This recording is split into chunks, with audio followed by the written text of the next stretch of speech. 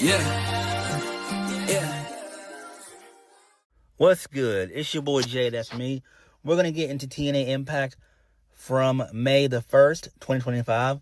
An okay show. It was live. I thoroughly have enjoyed TNA shows when they're live. I wish the TNA could go live every week, but they can't. But it is what it is. So we kick the show off with Joe Hendry. He says that he's still the TNA World Heavyweight Champion.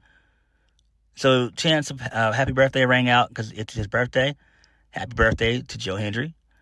He talks about facing Randy Orton at WrestleMania and defeating Ethan Page and Frankie Kazarian. He says that he was attacked by Trick Williams, so he showed up at NXT, and Trick was nowhere to be seen, and instead he was jumped by Dark State. He calls out Trick Williams, so Trick Williams' music plays, but he's on the Titantron. He says he's not in the building, but he's watching. He talks about Joe Hendry's boo-boo on his shoulder and tells him to watch his back. Joe Hendry says the show will go on, and tonight the Nemesis and Frankie Kazarian will face Joe Hendry and the Hardys. All right, that's fine. Pretty okay way to start the show off. Moving on. So, Gia Miller is backstage with the Rascals. Zachary Wentz says that he pinned the X Division champion, Moose, and he's looking forward to do it again tonight. All right, that's cool. Moving on. Santino Marella calls Sami Callihan and Mance Warner and Step Delander to show up. Sami says they did something special. The most brutal, violent match in TNA history.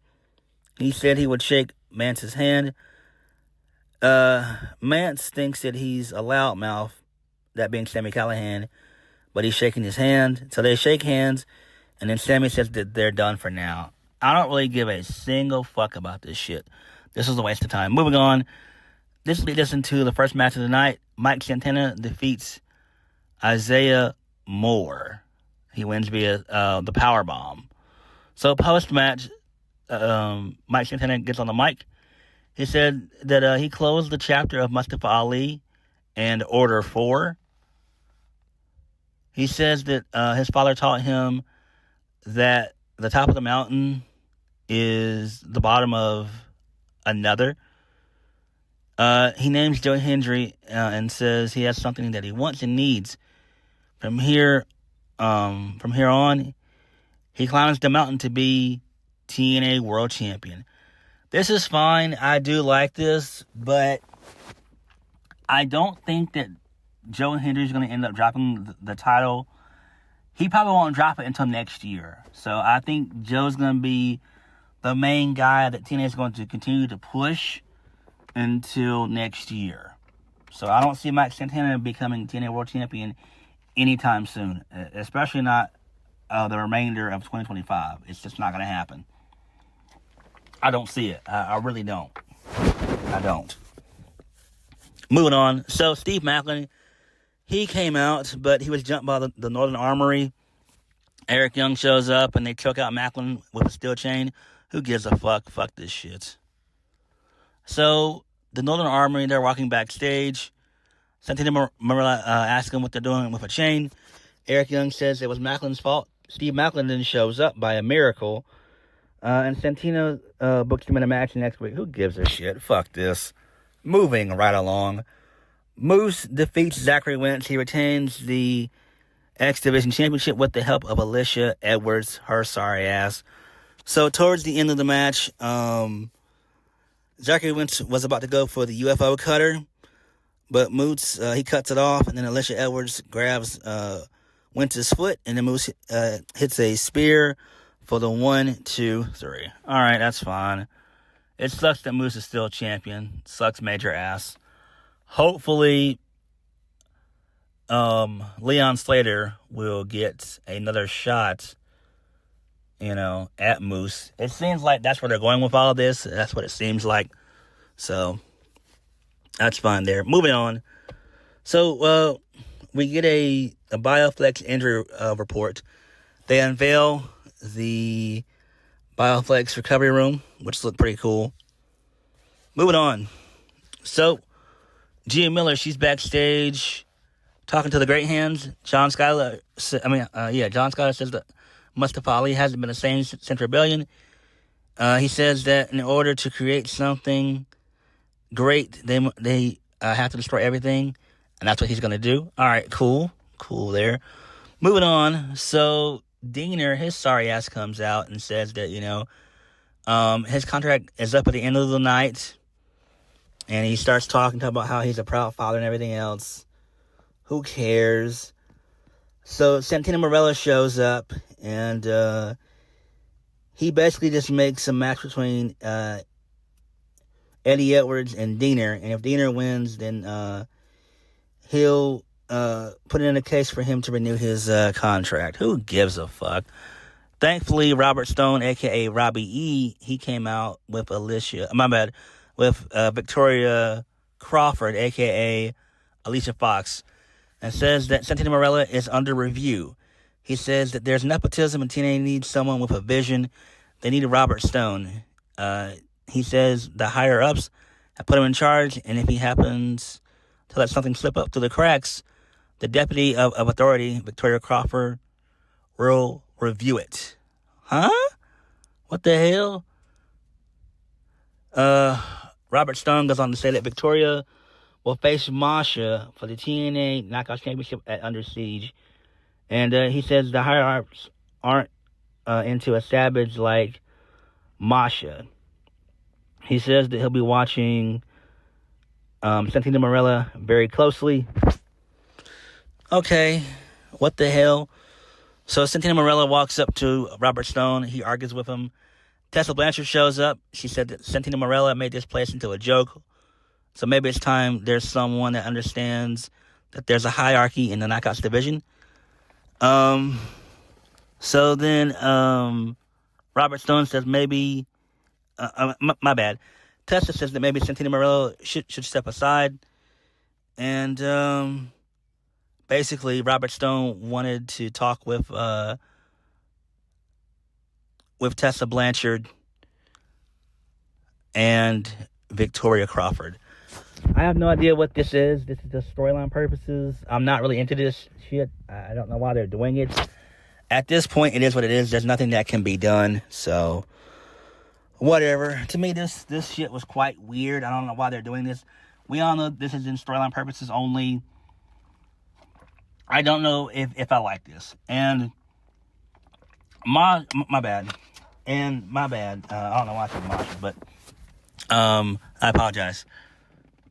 Victoria Crawford, a.k.a. Alicia Fox, has not been relevant in years. She's been released, I think she got released in either 2021 or 2022. Either way, she's been gone from WWE, well, wrestling in general, for about 3 to 4 years. And nobody wants to see this match. And why is this even taking place on Under Siege? This is a waste. Sending with Cody Deaner and Eddie Edwards. Like, just put that shit on Impact and move on. Like, what the fuck? Like, they're making Under Siege a very weak card. Like, it's not good. Like, again, this makes zero sense. You don't need 2 shitty matches at all. Moving on. Jody Threat defeats Maggie Lee in a fine match. Moving on. So, Indi Hartwell, she's out next.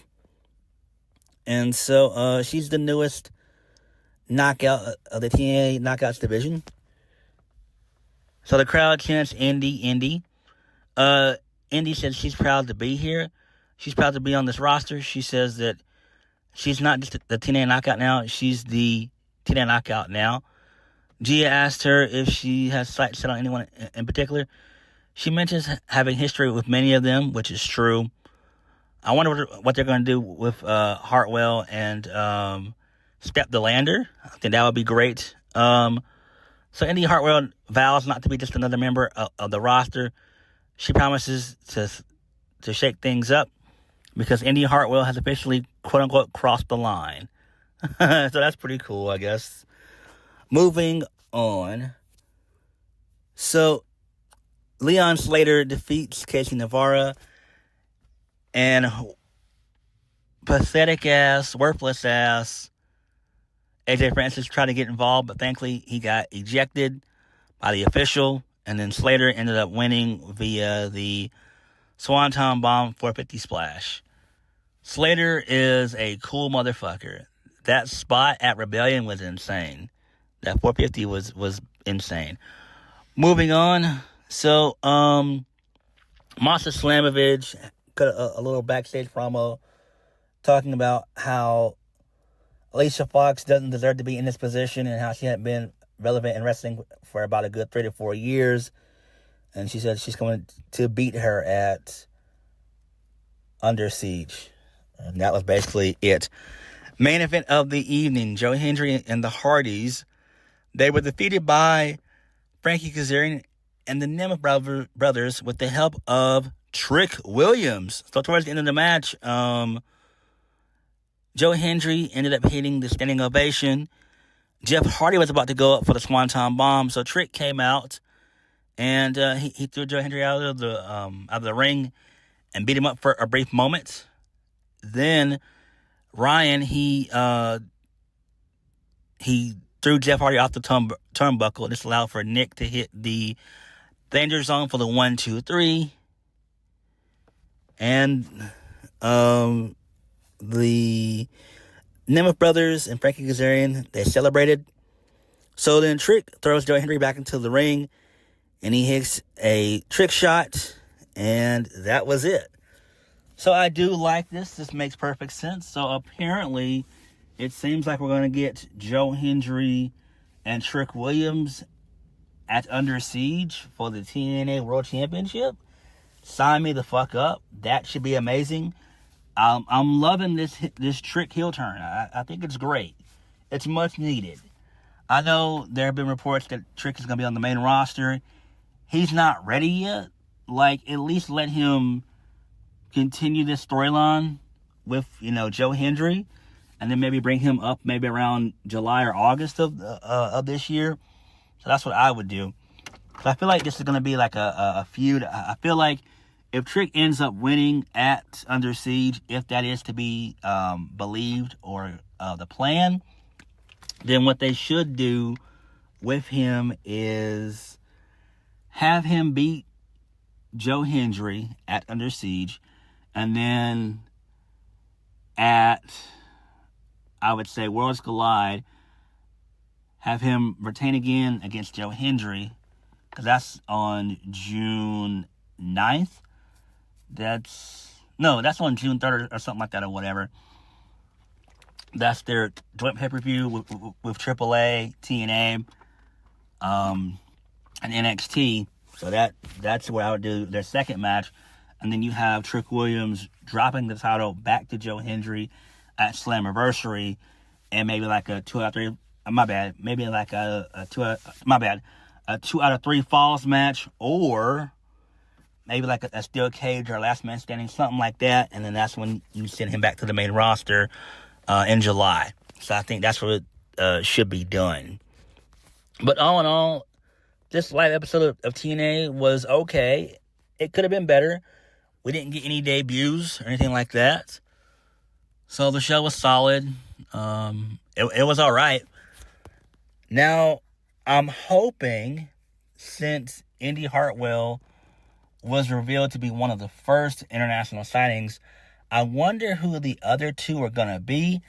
I think, and I hope I'm right about this, maybe there's going to be another knockout, and maybe it's going to be Blair Davenport, a.k.a. Bree Priestley. So maybe there's a possibility she shows up at Under Siege, or maybe even at Slammiversary. That's what I would do. I would love for her to be in TNA, because Blair Davenport is somebody that you can actually build the division around, especially as a heel too. Clearly Indy's going to be like probably the number 2 babyface, and they're clearly going to push Indy for a reason. So, there's that. But hopefully TNA does pick up Bree Priestley. She deserves it. She needs it. I would rather her be in TNA versus going to AEW and doing jack shit. and just be lost in the sauce and basically be in the Taya Valkyrie, Deonna Purrazzo situation in AEW. Like, it's sad what's happened to Deonna Purrazzo. And she's been in AEW for basically a year, and she's not done jack shit. She's not done anything. She was a top female in TNA, but when she got to AEW, she's just jobber tier status. So it is what it is. But what did you guys think of TNA? Like, comment, subscribe. Peace.